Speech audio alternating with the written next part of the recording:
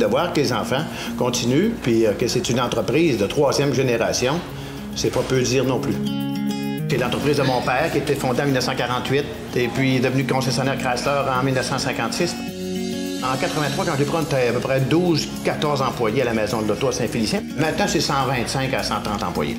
Le rôle de Raymond Chabot, Grant Thornton, dans un processus de transfert, c'est de préparer l'entrepreneur, de l'encadrer dans sa réflexion.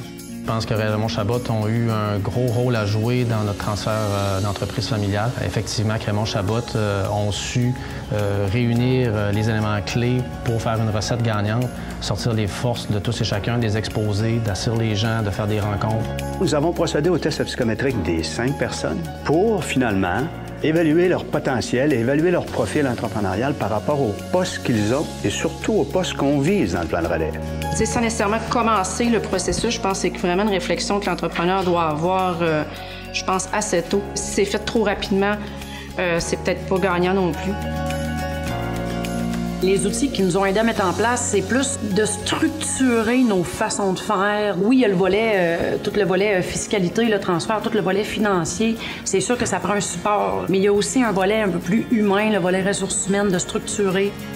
D'avoir une écoute, une approche humaine et une expertise pour aller vraiment chercher ce qui est essentiel dans un plan de relève, l'aspect humain. Je vous dirais que Raymond Chabot, sa plus grande expertise, c'est de gérer les silences dans un plan de relève.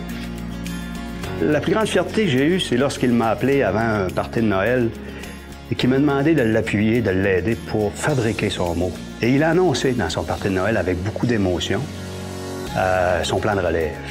Lorsqu'il se passe des choses comme ça, moi, je suis payé. Une des forces de Raymond Chabot dans une intervention comme ça, c'est vraiment l'approche humaine. C'est vraiment d'aller chercher vraiment ce que le cédant a en tête, vraiment les émotions qu'il a. Puis je pense que c'est une des raisons pour lesquelles ça a cliqué entre Luc et Éric de Raymond Chabot. À la base, c'est vraiment l'approche que Raymond Chabot vont prendre, c'est d'y aller vraiment avec les humains d'abord, avec les émotions. Vraiment, il a su aller chercher vraiment ce que Luc avait dans son cœur.